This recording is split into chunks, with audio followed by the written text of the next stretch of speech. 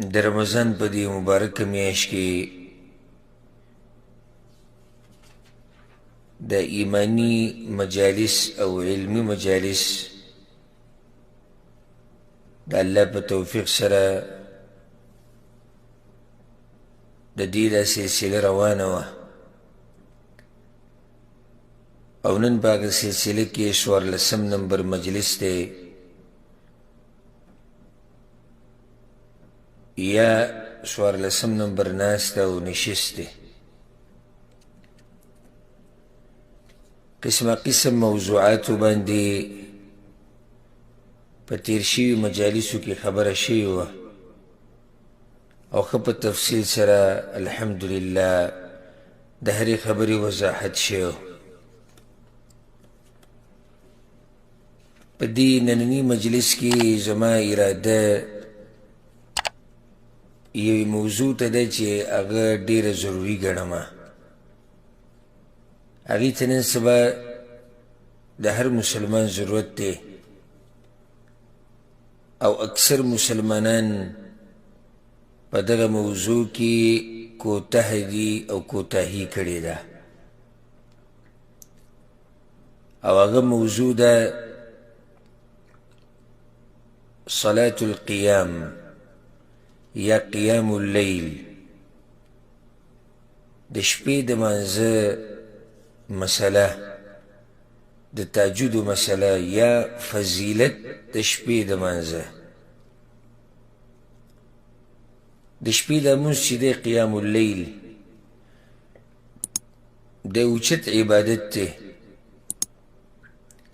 او د الله ته د نزدېکت یو لویه لاره ده د پیغمبر صلی الله علیه وسلم طریقه ده او ایمانی مدرسه ده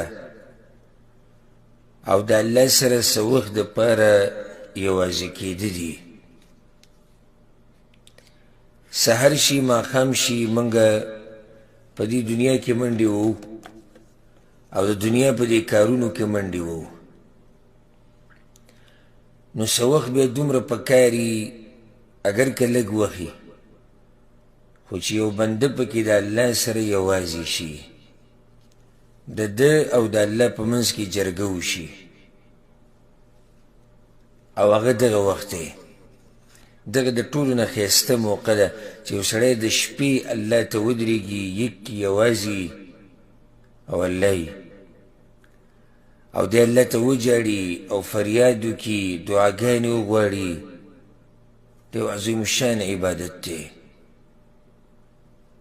خو دا عظیم الشان عبادت قل الراغبون فيها ډېر لږ خلک په دې کې رغبت لري او د ډېرو په نیز خو دا عبادت هېر شوی دی نسیم منسیه ته به جوړ شوی اسیم په دې باندې عمل کوونکي لږو او اوس خلک شوي دي شاعر وی وقد كانوا اذا عدوا قليلا فقد صاروا اقل من القليل وی مخکې چې به چا وشمارل نو لږ به اوس وی دغه لږو نه هم لږ شوي دي نو په دې عبادت باندې عمل خو لږو خلکو کو اوس دغه لږو نه هم لږ شوي دي نو ما وی چې راشه په دې مجلس کې د دې بعض فضایل به بیان کو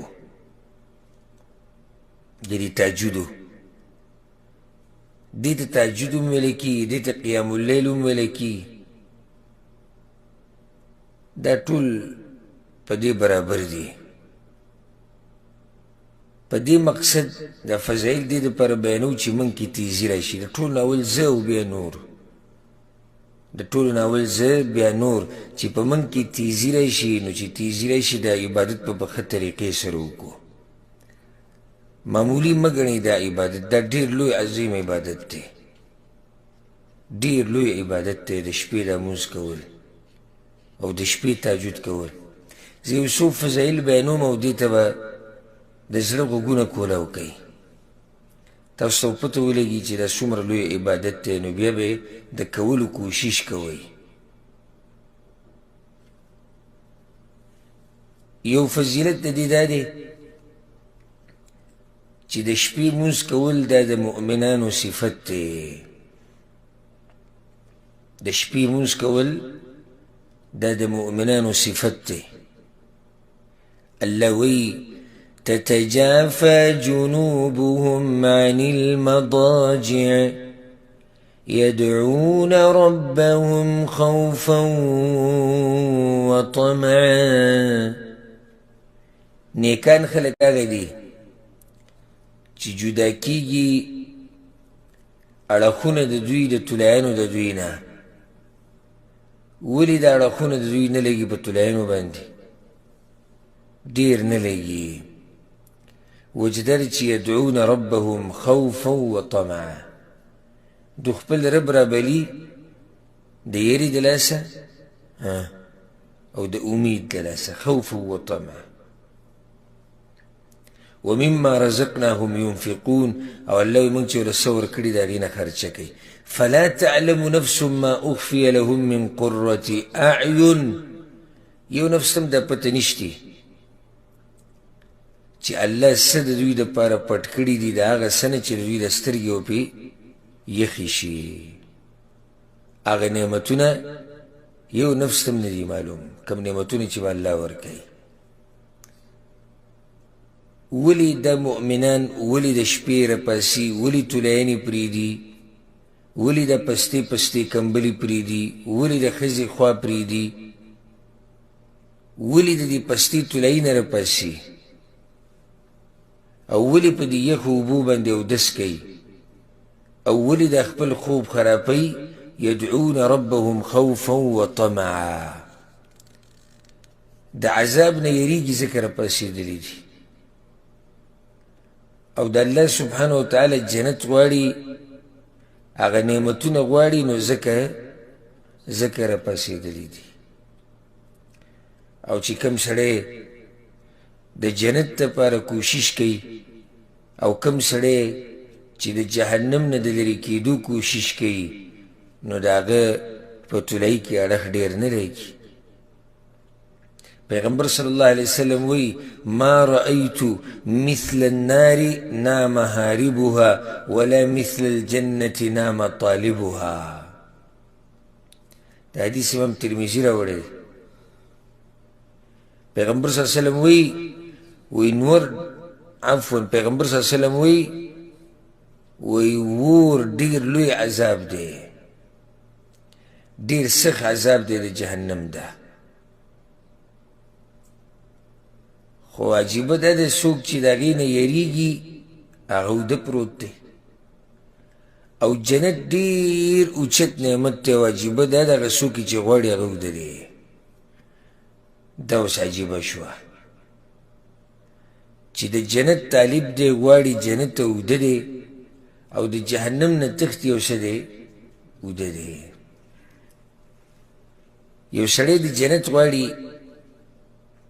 یو سړی د جهنم نه لرې تښتي، د دې دمې کوي، د دې ټوله شپه اوده پروت وي، دا کېدی نه شي. چا سره چې احساس وي او سړی ژوندی او په حقیقي معنو سره یریږي د جهنم د عذاب نه او غواړي جنت، نو د ده ډډه نه لګي په طلایي باندې. که اوده شي هم لږ وخت له اوده شي، بیا راپاسي. کانو قلیلا من اللیل ما یهجعون. الله وی دا نیکان خلک د شپې به ډېر لږ دوی پرېوتو، لږ وخت به اوده و. وجه دا وی چې اکثر وخت به په څه کې تېرو، هغه به په عبادت کې تېرو. اوس ناشنا خبر ده الله چې د مؤمنانو د صفت ذکر کړو، نو بیا پسې وایي چې فلا تعلم نفس ما اخفي لهم من قرة اعین. یو نفس ته دا پته نشتی چې الله کم نعمت د ده دپاره ساتلی دی، چې په هغې سره به د سترګې یخېږي، د ده سترګو ته به سکون میلاویږي. کله چې هغه بازار ولګي که نه، کله چې هغه بازار ولګي او دا نعمتونه تقسیمیږي، نو بیا به دقه اوده چې دی به د خپلې ګوتې وچیچي د افسوس او د ارمان د لاسه. ولسوف تعلم حين ينكشف الغطاء ماذا صنعت وكنت ذا إمكاني. امام ابن القیم رحمه الله وی تا ته پته ولګي چې کله پردې ایښوی شي که نه او دا حقیقت ته په خپلو سترګو ویني نو پته ولګي چې تا څه کړي وو او څه دې کولی شو طاقت دې وکړي دي نه دې هر څه پته ولګي. نو که تاسو دا غواړئ چې دغه نعمتونه تاسو ته میلاو شي چې هغه الله پټ ساتلي د خپلو نیکانو بندګانو دپاره د شپې تهجد به کوئ. څه وایي پیغمبر صلی الله علیه وسلم؟ امام بخاري امام مسلم دا حدیث راوړی دی ته غوږ کېږدئ. پیغمبر صلی الله علیه وسلم وی الله وی اعددت لعبادي الصالحين ما لا عين رأت ولا اذن سمعت ولا خطر على قلب بشر. ما د خپلو نیکانو بندګانو دپاره هغه څه تیار کړي دي چې یوې سترګې لا لیدلي نه دي، یو غوږ اورېدلي نه دي، او نه چېرته په یو زړه کې د هغې سوچ تیر شوی دی. څنګه چې دی دقه شان داسې نعمتونه الله تیار کړي دي او په دې نعمتونو کې لویه برخه د دغه خلکو شتي کم خلک چې د شپې لمونځونه کوي. که دا نعمتونه غواړي او الله پټ ساتلي دې دپاره چې له شوق ښه ډېر شي. یو حدیث کې داسې راځي مغیره بن شعبه رضی الله عنه روایت دی، امام مسلم راوړی دی. پیغمبر صلی الله علیه وسلم وی موسی علیه السلام الله ته ورځ وی ما ادنى اهل الجنة منزله، یالله په جنت کې چې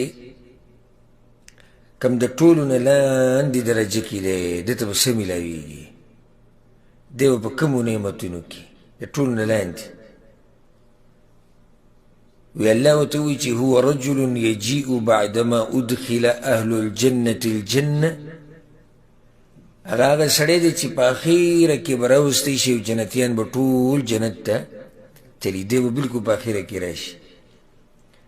فیقال له ادخل الجنة، ده ته به هم ویلی شي جنت ته ننوځه، نو دی به وایي چې ای رب ای زما رب کیف وقد نزل الناس منازلهم واخذوا اخذاتهم، یالله زه په جنت کې کوم ځای کې کښېنم خلکو خپل ځایونه نیولي دي، خپل هغه نعمتونه څه چې و هغې اخیستي دي. الله به ورته وایي دا ګوره اخرنی دی اترضى ان یکون لک مثل ملک ملک من ملوک الدنیا، ستا دا خوښه ده په دې به راضي شي چې په دنیا کې چې کوم باچایي د هغه د باچایي امره باچایي درله درکړمه، په دنیا کې چې کوم باچایي د هغه د باچایي امره باچایي درله درکړمه.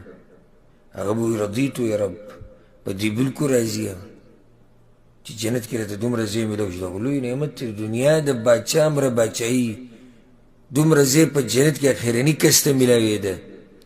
وی الله به ورته وایي لک ذلک ومثله ومثله ومثله ومثله، دغه باچایي امره باچایي ستا شوه او د هغې په شان او د هغې په شان او د هغې په شان او د هغې په شان.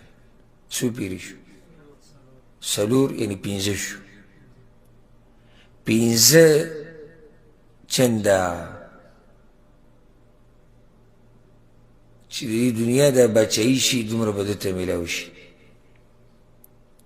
وی هغه به وایي چې یا رب راضي شومه زه په دې راضي یم. الله به ورته وایي هذا لک وعشرة امثاله، دنیا د باچا د باچایي امره باچایي، د دنیا د باچا د باچایي امره باچایي او د هغې امره 10 چنده نور. او صرف دا نه، ولک ما اشتهت نفسک ولذت عینک، او څه چې دې زړه غواړي هغه ستا دپاره، او د څه نه چې ستا سترګه خوند اخلي هغه هم ستا دپاره. دا ګوره اخرنی کس دی په جنت کې، اخرنی کس دی. وی هغه ورته وایي چې یا الله هغه د ټولو نه اوچت دا خو هغه اخرنی دی چې د ده دومره اوچت شان دی چې هغه کوم د ټولو نه بر دی په جنت کې چې د هغه به څه مقام وی الله به ورته وایي چې د هغه دپاره خو ما هغه څه تیار کړي دي چې فلم تر عین ولم تسمع اذن ولم یخطر علی قلب بشر د هغه خو به جدا نعمتونه دي هغه لا نه یې سترګې لیدلي دي نه چېرته یې غوږ اورېدلي دي او نه چېرته د هغې سوچ د یو انسان په زړه کې تېر شوی دی الله ورته صرف دومره ووایي نو چې دومره ورته ووایي نو سوچ وکړه چې هغه به څنګه نعمتونه وي ځکه نعمت الله دې ځای کې بیان کړی دی د دې خلکو دپاره چې څوک تهجد کوي یعنی تهجد ګزار خلک دوی لم الله په جنت کې اعلی مرتبې ورکوي دویم فضیلت د شپې مونځ دا د عباد الرحمن په صفاتو کې یو صفت دی د رحمان خاص بندگان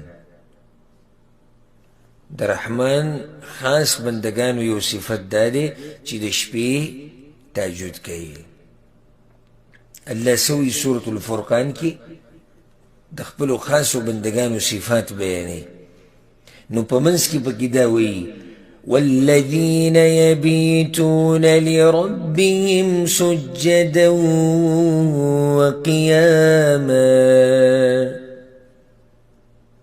د الله خاص بندگان هغه دي د رحمان خاص بندگان هغه دي چې شپه تیروي په سجده کې او په ولاړه یا خو تلاوتونه دعاګانې جړاګانې کوي او یا په سجدو باندې پراته وي د دې دلاسه خو دوی ته دا صفت ملو شوی دی چې دا عباد الرحمن دي وعباد الرحمن د رحمان ذات خاص بندگان دي خاص محبت دی د الله سره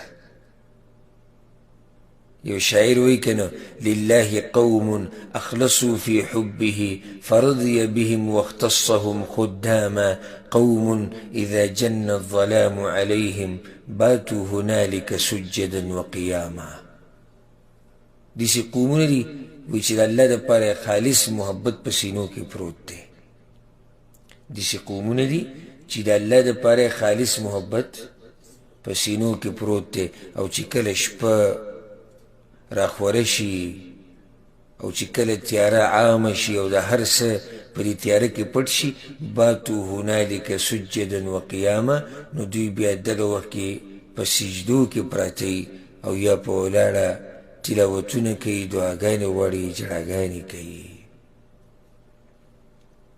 دریم فضیلت دا دی چې دا د محسنینو بندگانو صفت دی د کومو د محسنینو سورة الذاریات کی دی کنه انهم كانوا قبل ذلك محسنین الله د جنت نعمتونه ذکر کی بیاوی دی جنت کی چې کوم خلق دی دا محسنین دی محسنین چاته وي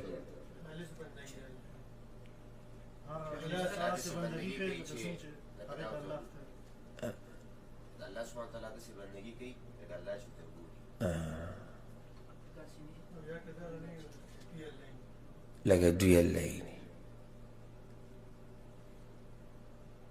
اولنی مرتبو کې ګډوډ شو اولنی مرتبه دا دی چې دوی د الله داسې بندګي کوي لکه دوی چې الله یې نه لکه دوی چې الله ته ګوري او که دغه نه نو بیا الله دوی ته یې داسې په توجه سره لیږي او ترجمه د محسنینو سره ښایسته عمل کوونکي احسان کوونکي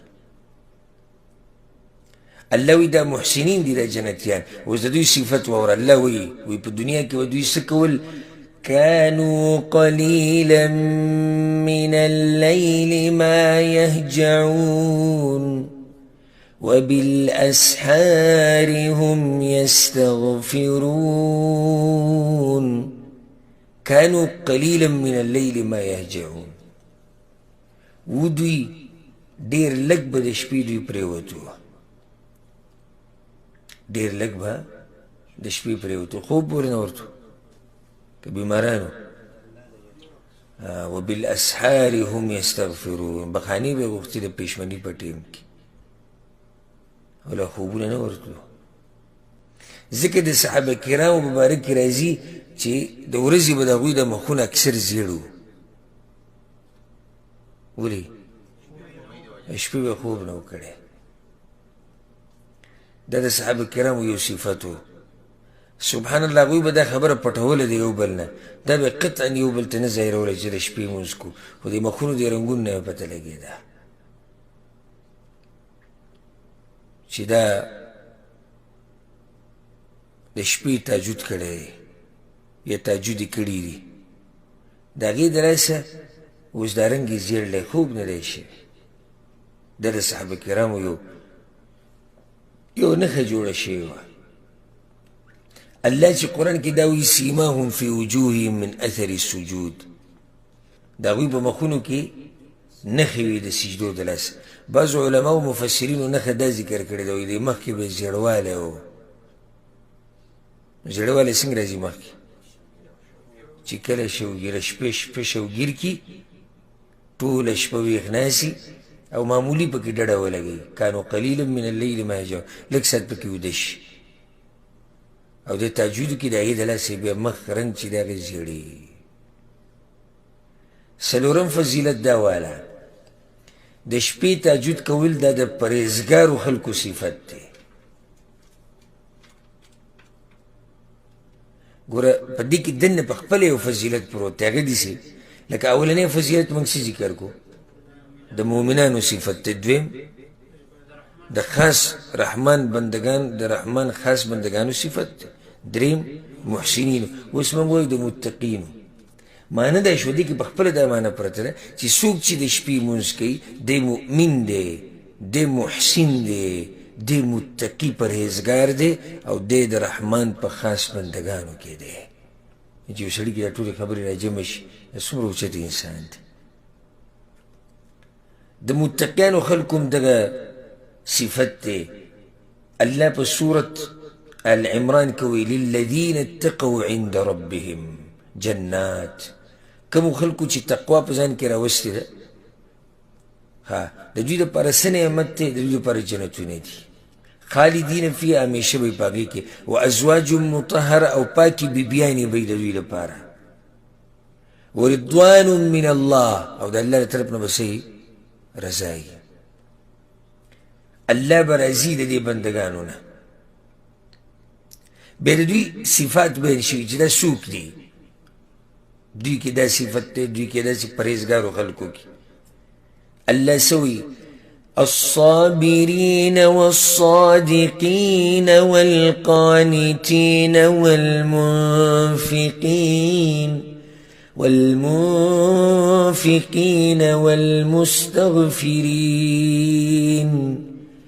والمستغفرين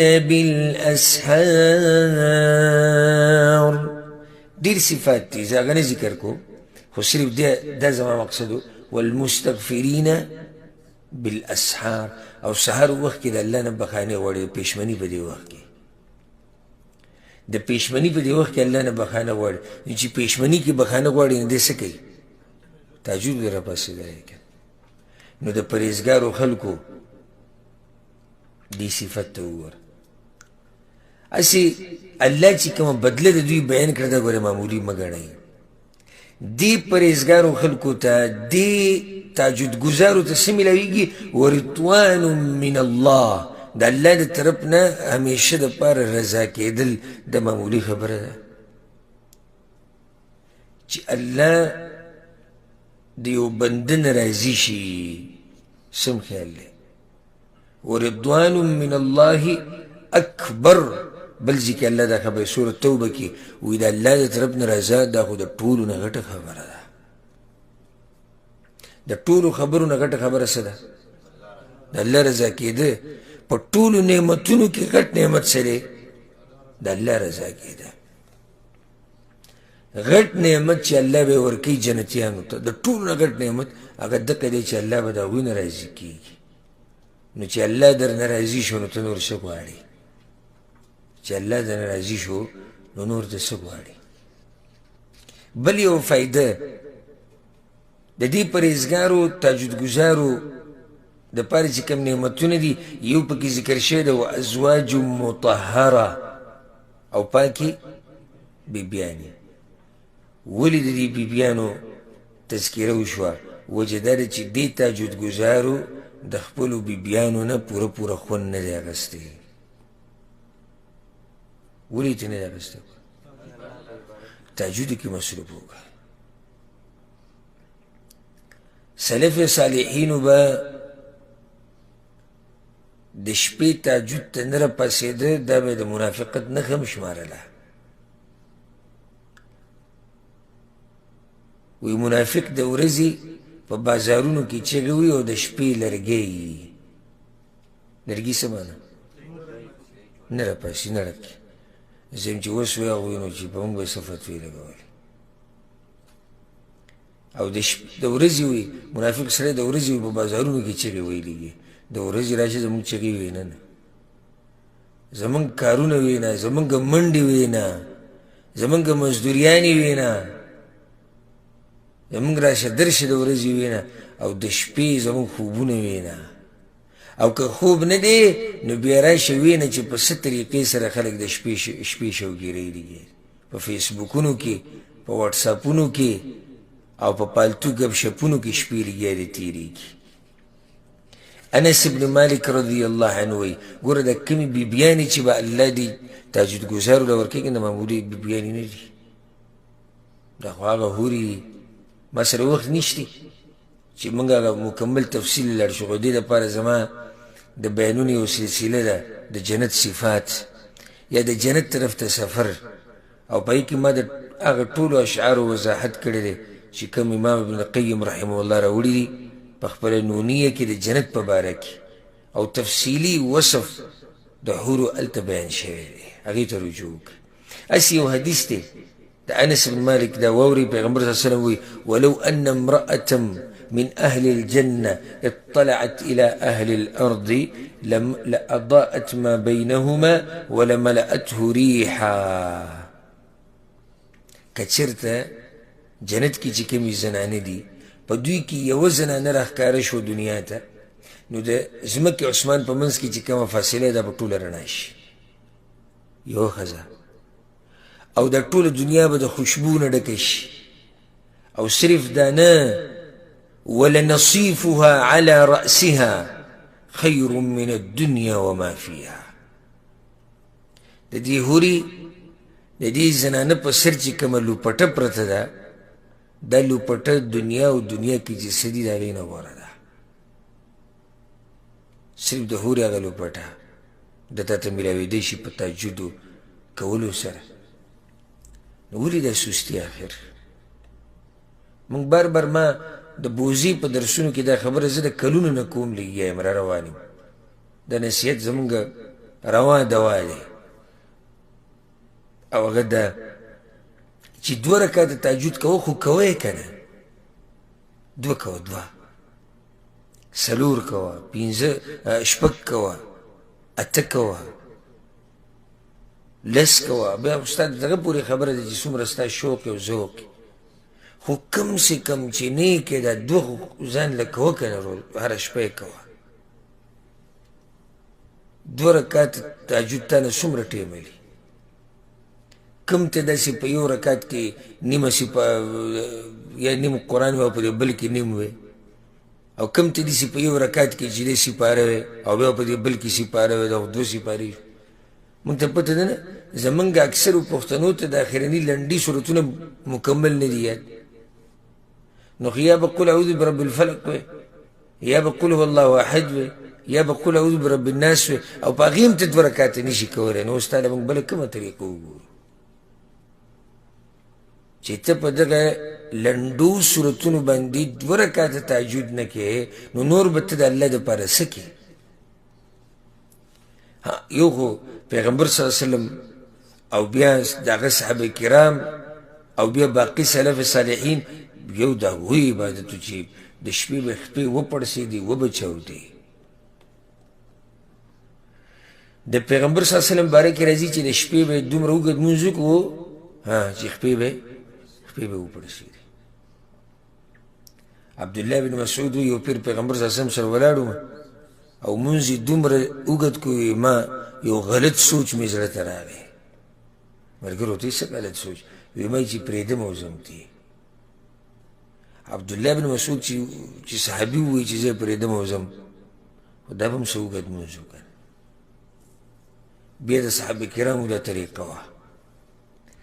موږ ته دا نه وایي چې ته یو هغه شان لمونځونه شروع کړه او ځان له د ایمان یو درجه ده، خو 2 رکاته خو کوه که نه، چې دا فضیلت ته میلاو شي، دا کم فضایل چې موږ بیانوو. 5م فضیلت والا د عقل د خاوندانو دا صفت دی چې هغوی د شپې لمونځونه کوي.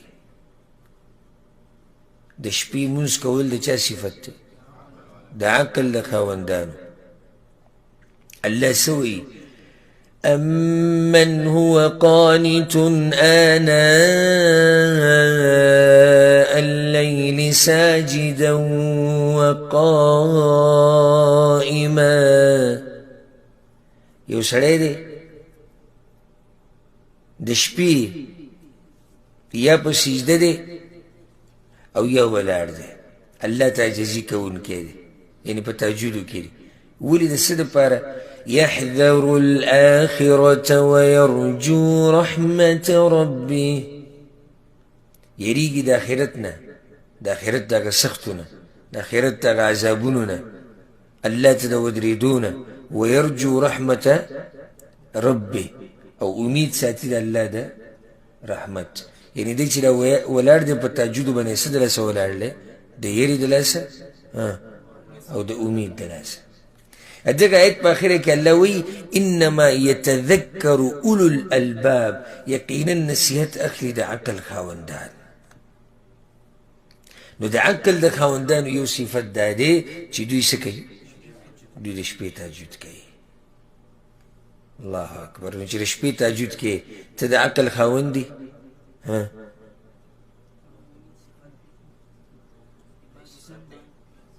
عباد الرحمن کې محسنی، مؤمنی، متقی،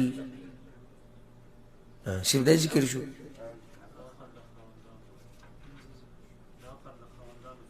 د عقل د خاوندان دی. 6م فضیلت والا د شپې لمونځ الله ته د نزدېکت سبب دی. د شپې لمونځ الله ته د نزدېکت سبب دی. امام ترمذي یو حدیث راوړی دی، پیغمبر صلی الله علیه وسلم وایي أقرب ما يكون الرب من العبد في جوف الليل الآخر. الله سبحانه وتعالی چې خپل بنده ته ډېر نږدې کېږي نو هغه د شپې په د اخرنۍ برخه کې الله نږدې شي څه ته؟ بنده ته. أقرب ما يكون الرب من العبد فإن استطعت أن تكون ممن يذكر الله في تلك الساعة فكن. پیغمبر صلی الله علیه وسلم وایي نو که په دغه ټیم کې ته الله یادولی شي نو یادې که.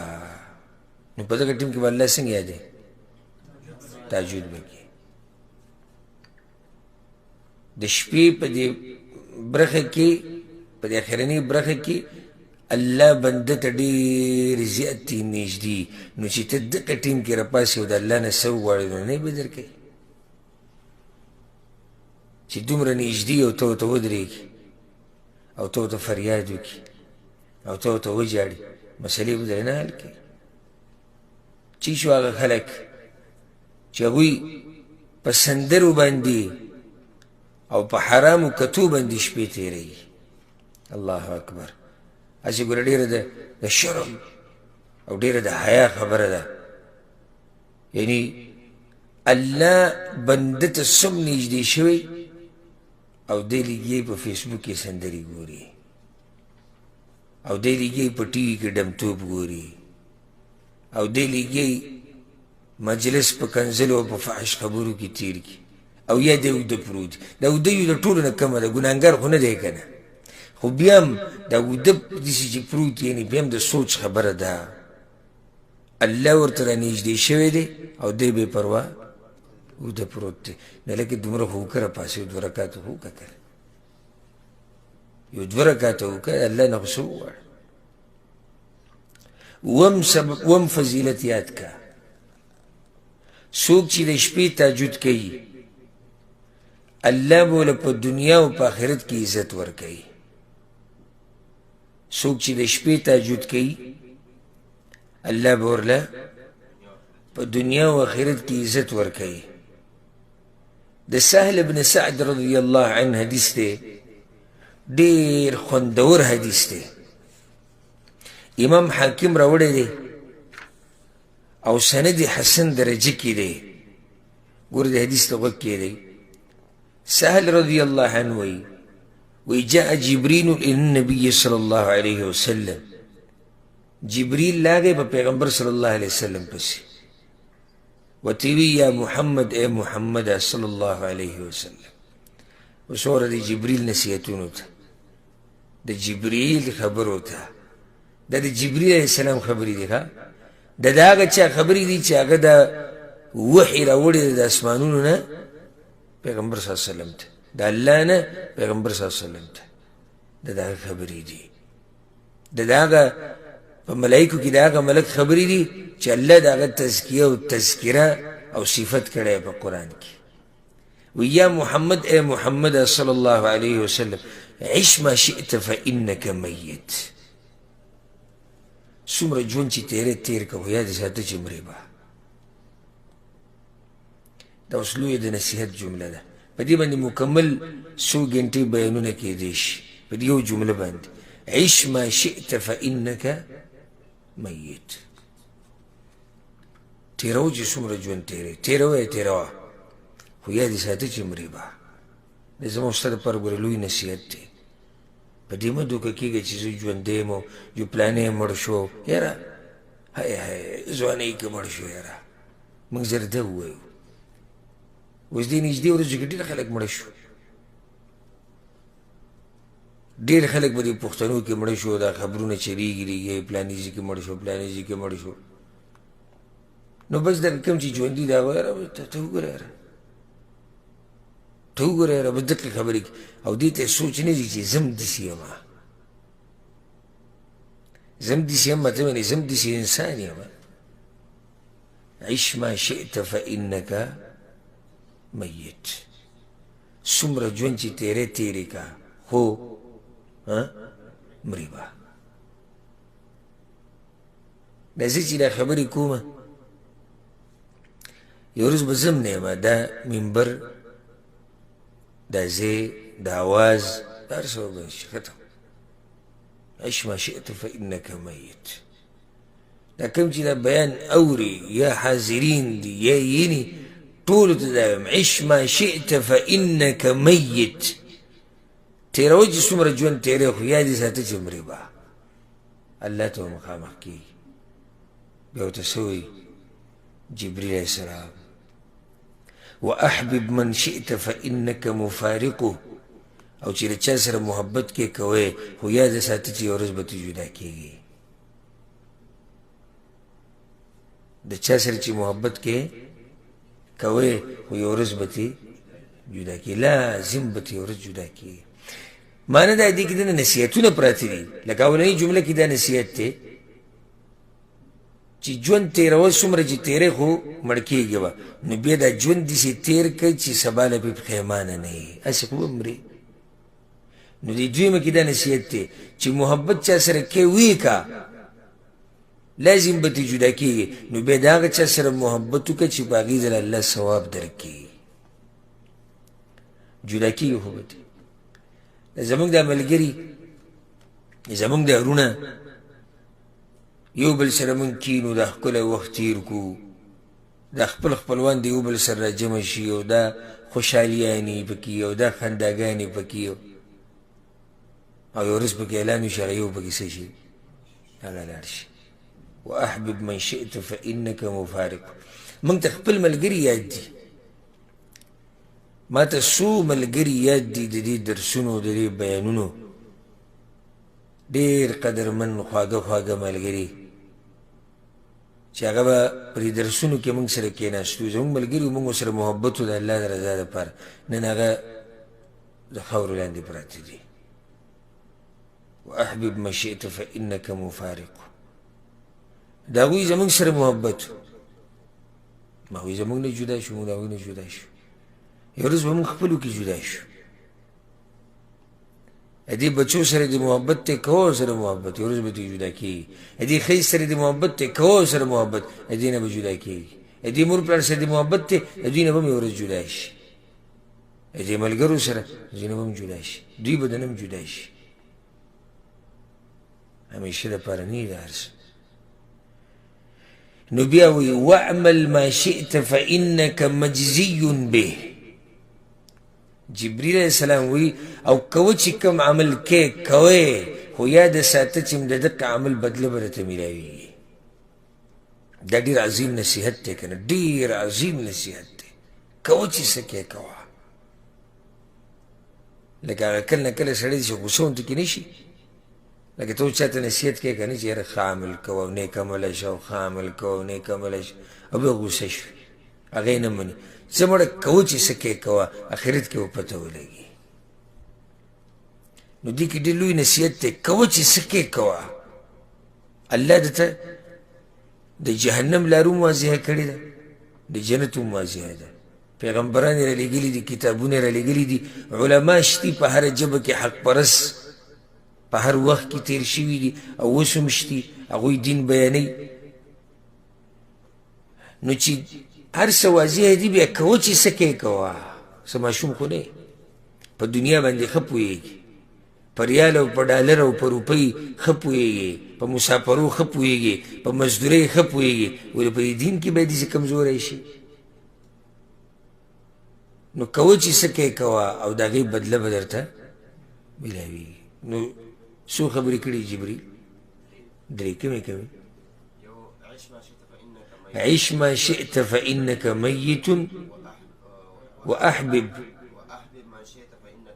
وأحبب من شئت فإنك مفارقه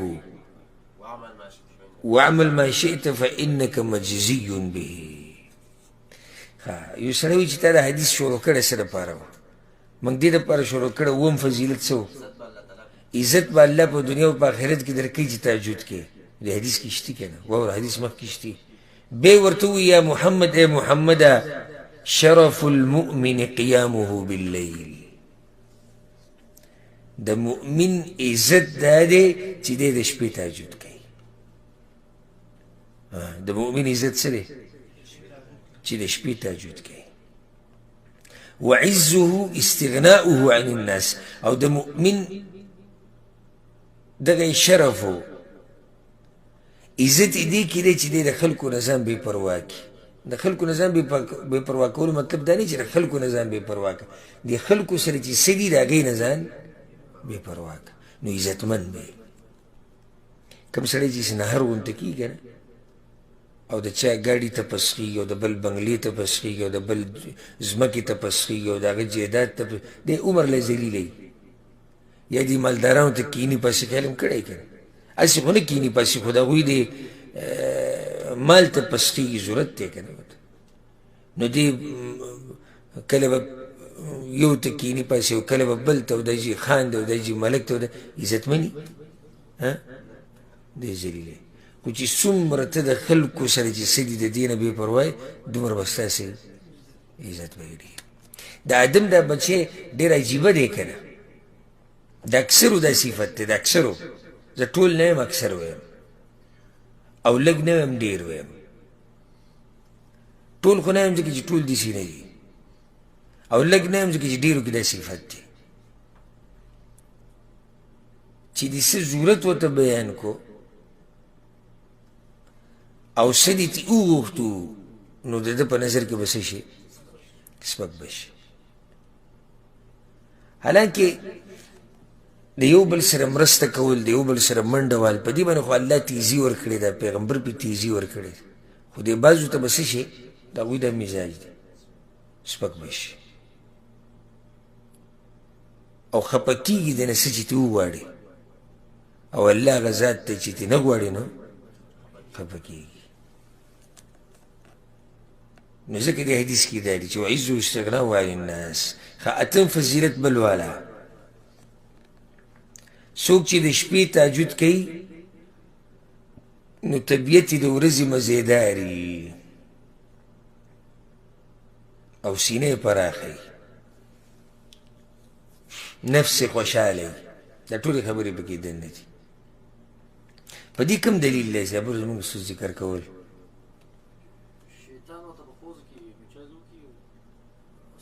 نه درې غوټې چې ورکړي بارک الله فیک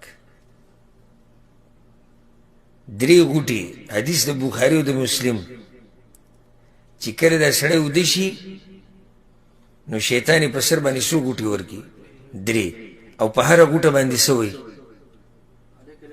عليك ليل طويل بارك الله فيك عليك ليل طويل فرقد اوږده شپه پرته ده سمله لکه سمله ولې راپاسي نو که دی راپاسي او ذکر ووایي د خوب نه راپاسېدو ذکر نو څه وشي یو غوټه کولی شي چې اودس وکړي چاردام وکړي بله غوټه کولی شي چې مونځ وکړي درېیمه غوټه کولی شي دا اوس تهجد له راپاسېد که نه الله یاد کو غوټه کولی شوه اودس یې وکړو بله غوټه کولی شوه تهجد مونځ یې وکړو درېیمه غوټه هم کولی شوه فاصبح نشیطا طیب النفس نو په ده باندې به سحر په داسې حال کې راشي چې نفس به یې خوشحاله وي نفس به یې تازه وي او بل نشیط به وي چست به وي چاق به وي سستی به پکې نه وي نارستي به پکې نه وي دا تهجد فضیلت شو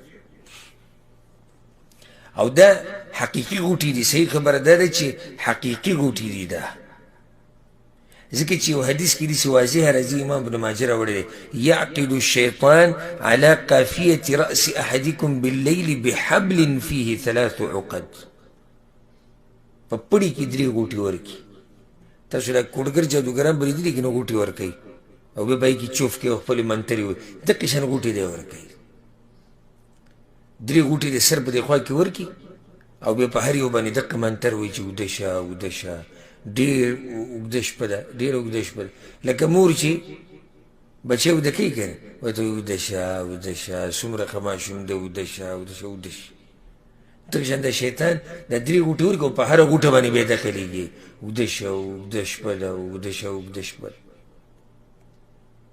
هلته بل حدیث هم موږ ویلی د عبدالله بن مسعود ذاک رجل بال الشیطان فی اذنه کوم سړی چې د شپې رپانسېدو تهجدو ته اوده پروت و سهاره پورې نو شیطان د ده په غوږونو کې مچازې کړي دي نو په دې کې دننه دا بل فضیلت هم شو ځه لکه د اتم کې دننه حساب کا چې شیطان به دې په غوږونو کې مچازې نه کوي نهم فضیلت والا څوک چې د شپې تهجد کوي الله ورسره محبت کوي او دا ډېر لوی فضیلت دی معمولي فضیلت دی که لوی ډېر لوی فضیلت دی څوک چې د شپې تهجد کوي الله ورسره محبت کوي امام بیهقي روایت راوړی په الاسماء والصفات کې ابو الدرداء رضی الله عنه روایت دی پیغمبر صلی الله علیه وسلم وایي 3 يحبهم الله ويضحك إليهم ويستبشر بهم پیغمبر صلی الله علیه وسلم وی 3 خلق دي چې الله ورسره محبت کوي 3 قسمه خلق دي الله ورسره محبت کوي او الله چې هغوی ته وګوري خاندي ورته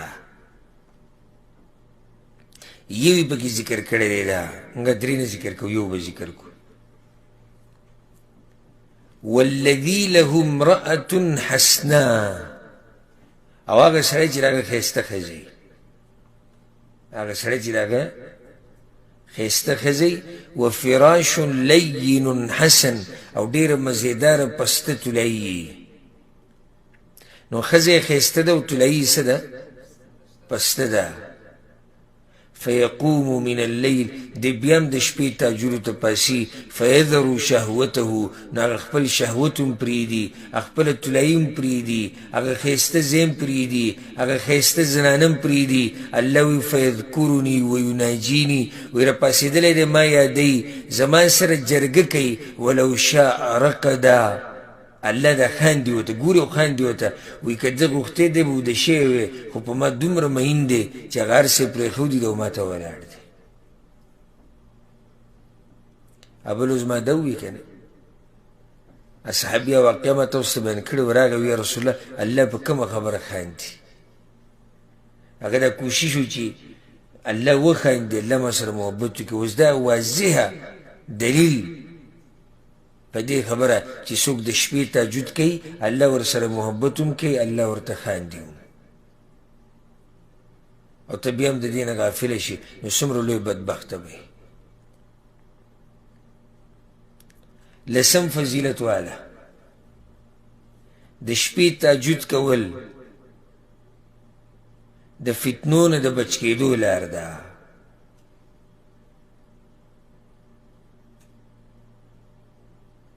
د څه لار ده؟ د فتنو نه د بچ کېدو لار ده.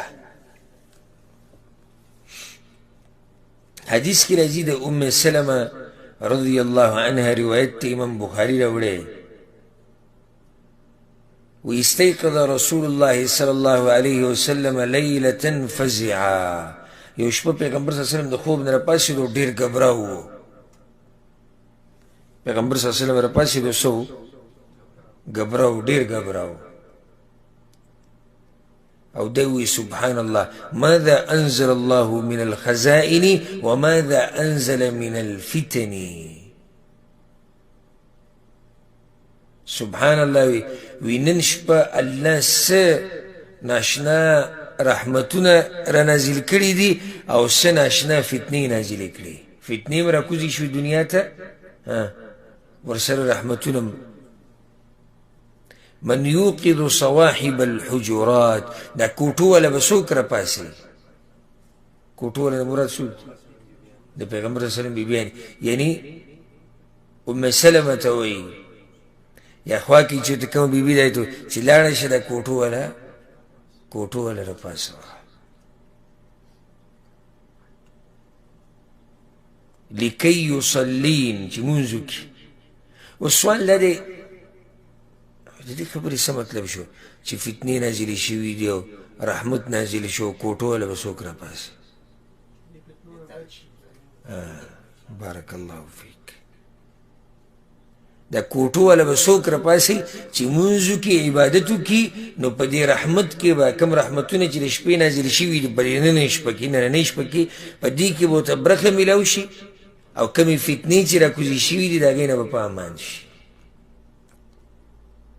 نو څوک چې تهجد کوي الله یې د فتنو نه ساتي. څومره لوی فضیلت دی. خصوصا د نن سبا په دور کې فتنې څومره ډېرې شوي دي. که هغه فتنه د شبهاتو ده او که فتنه د شهواتو ده، هره فتنه په زور او شور سره روانه ده. نو په دې د فتنو په دې چپو کې د بچ کېدو یوه لار هغه دا ده چې یو سړی د شپې تهجد کوي. ځکه چې د شپې رحمتونه هم راورېږي، فتنې هم نازلېږي. او ته تهجد وکړي او دا ووایې په دې دعا کې چې یا الله نن شپه چې کوم رحمتونه راورېږي نو ماله پکې لویه برخه راکړه، او یا الله نن شپه چې کومې فتنې دنیا ته راکوزې شوي یا ځمکې ته راکوزې شوي، یا الله زما نه یې لرې ساته او ما ته لرې ساته. نو په څومره لویه کامیابۍ باندې کامیاب شو. څو فضیلته شو؟ لس. یو لسم فضیلت والا، یو لسم فضیلت دا دی چې کوم سړی د شپې تهجد کوي رب العالمین د ده تذکره د ملایکو په مخ کې کوي. څه فضیلت دی؟ کم سړی چې د شپې تهجد کوي الله یې تذکره ملایکو په مخ کې کوي. اسې معمولي غټ سړی په دنیا کې چې ستا نوم ووایي ته څومره خوشحاله. او که دینداره شخصیت یو ته دینداره ستا سره محبت یو ستا نوم ووایي ته څومره خوشحاله. بیا سم خیال دی چې الله ستا نوم ووایي او د چا په مخ کې ووایي؟ ملایکو په مخ کې. الله اکبر. دا معمولي خبره څومره غټه خبره ده. عرش والا ستا نوم وایي. ابوالعز ما په دې باندې خبره کړې وه، تاسو ته به یاد دی، تفصیلي بحث ما په دې کړی و چې څه عجیبه خلک دي هغه چې الله د هغوی نومونه وایي په اسمانونو کې. حدیث کې راځي په دې به دلیل وښایو. عبدالله بن مسعود وایي پیغمبر صلی الله علیه وسلم دا خبره کړې ده، ګوره دې حدیث ته زړه به دې ټوپونه ووایي د خوشحالۍ نه، خو په شرط دی چې عمل پې وکړي، هسې پسې خوشحالېږي. لکه یو سړي ډډه لګولې ده او ته ورته د شپې تهجد چې څوک کوي الله یې تذکره کوي په اسمانونو کې، سبحان الله سبحان الله، دا خو ډېر اوچت نعمت دی، دا خو ډېر کې نه کوم نو هسې خوشحالېږم، هسې ته خوشحالېږي ویې کړه نو دا نعمت به راته میلاو شي. پیغمبر صلی الله علیه وسلم وی عجب ربنا من رجلین، الله تعجب وکړو د څو کسانو نه، دوو نه. اولنی څوک دی؟ موږ هم دا یو ذکر کوو چې خبره ډېره نه اوږدېږي، کوم چې زموږ مقصد دی. رجل ثار عن وطائه ولحافه، یو سړی دی الله چې ورته وکتو تعجب یې وکړو، یو پکې هغه دی چې د خپلې طلایي نه او د خپلې بسترې نه راپاڅېدلی دی، من بین اهله و حبه، د خپل کور والو د منځ نه راپاڅېدلی دی، د هغه خلکو د منځ نه راپاڅېدلی چا سره چې محبت دی، الی صلاته، څه ته راپاڅېدلی؟ منځه ته. دا کوم مونځ دی؟ تهجد دی.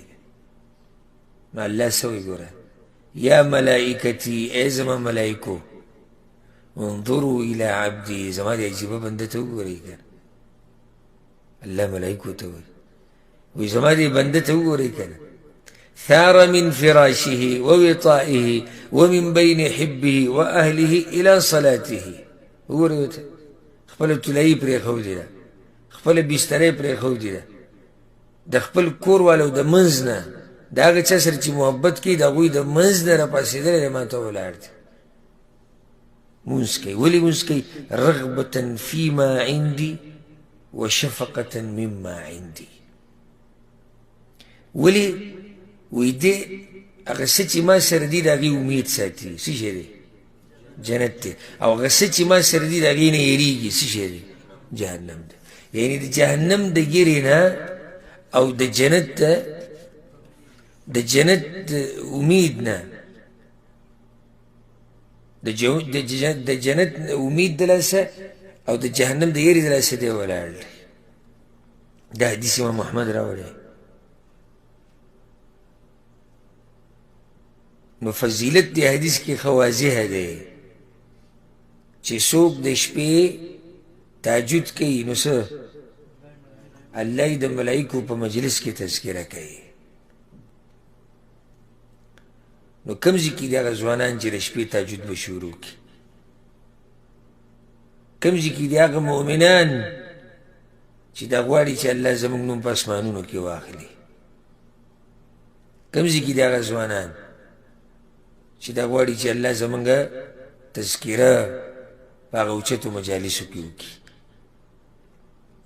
او اوس ښه ښایسته موقع ده دا موضوع ما چې وکتو ما ډېره مناسبه ده، ځکه چې د روژې دا مبارکه میاشت ده او په دې میاشت کې زموږ سره ښه ښایسته موقع ده د تهجدو، د تراوو، د دعاګانو، د اذکارو ښایسته موقع ده. نو د دې موقع نه فایده واخلئ او چې الله هم تذکره وکړي په اسمانونو کې، د دې دپاره محنت او کوشش وکړئ. 12 فضیلت بل والا، کم سړی چې د شپې تهجد کوي جنت ته به ننوځي په سلامتیا سره، جنت ته به ننوځي سلامتیا سره. دې کې یو روایت واوره، امام ترمذي راوړی، عبدالله بن سلام رضی الله عنه. عبدالله بن سلام پیژنئ؟ یهودو مشر عالم دی مخکې. هغه وایي لما قدم رسول الله صلی الله علیه وسلم المدینة انجفل الناس الیه. وی کله چې پیغمبر صلی الله علیه وسلم مدینې ته راغی، وی د خلکو منډې کړې د هغه طرف ته ټول ورغلو او بس د هر طرف نه دا آواز کېدو قدیم رسول الله قدیم رسول الله قدیم رسول الله. هم مدینه کې ویزې په ځای د عباس ویل پیغمبر صلی الله علیه وسلم راغی پیغمبر صلی الله علیه وسلم راغی. فجئت في الناس لانظر الیه. عبدالله بن سلام وی زم رالم د څو کسانو سره چې د پیغمبر وینما. فلما استثبت وجه رسول الله صلی الله علیه وسلم وی چې کله مې ښه د نږدې نه د ده دا مخ ولیدو دا وګورئ سبحان الله. وی کله چې د خلکو په دې منځ کې ولاړم خو نږدې ورغلم چې دا سړی نږدې نه وینم. وی چې ښه د نږدې نه مې ولیدو نو عرفت ان وجهه لیس بوجه کذاب. وی ما چې دې مخ ته وکتو ما په زړه کې وي چې دا د دروغجن سړي مخ نشي کېدی. دروغجن سړی داسې نه وي. الله یو سړي له فراست هم ورکړی که نه پوهېږي. ته یو سړی د مخ نه معلومولی شي چې یاره دا سړی دروغ وویله نه ښکاري. کله کله کله خلک وایي که نه بله ته یاره د دروغ به ویلي نه نه مړه وي هغه مخ د دروغجنو نه و. علامات په مخ راښکاره کېږي. او بیا پیغمبر صلی الله علیه وسلم صحابه کرام ویل هغه مخ خو داسې و لکه د څوارلسمې سپوږمۍ د نور او د ایمان او د هر څه نه ډک. وی وکان اول شیء تکلم به اولنی خبر هغه دا وکړه. اوس دلته د پیغمبر صلی الله علیه وسلم چې مدینې ته راغی نو دا مدینه ټوله ګډه وډه د خلک جدا جدا دي که نه یو دي؟ ټول جدا جدا دي ټول ګډوډ دي. نو دوی ته یو ناشنا طریقه ښیي چې اوس دوی یو ځای شي. نو ډایري کې د نصیحت وکړو ایها الناس ای خلکو افشو السلام سلام چې څومره خورولی شي خورې کوي. ولې؟ مینه محبت ورسره ډېرېږي. نو چې مینه محبت د دوی ډېر شي نو یو بل سره به ورورولي مضبوطه شي. افشو السلام خور کوي دا سلام خورې کوي او دا فایده ده کوي هر وخت سلام اچول مستحب دي. صرف یو حال دی چې څوک اودس ماتي ته ناسي. نور که ډوډۍ خوري که مونځ کوي که تلاوت کوي که درس کوي که هر څه کوي سلام پې اچولی شي. واطعموا الطعام او خوراک ورکوي خلکو ته. دویم نصیحت یې دا وکړو خلکو ته خوراک ورکوي په دې سره ورورولي مضبوطه شي. حدیث کې عام ویلي دا نه وي چې غریبانو له ورکوي. نو دې کې دنه ټول رالو غریب لم خوراک ورکه ملګري لم ورکه میلمنو لم ورکه ګاونډي لم ورکه دا ټول پکې دننه رالو. واطعموا الطعام وصلوا بالليل والناس نيام او د شپې مونځ کوي چې خلک صحیح ویده وي. تدخلوا الجنة بسلام جنت ته به ننوځئ په سلامتیا سره.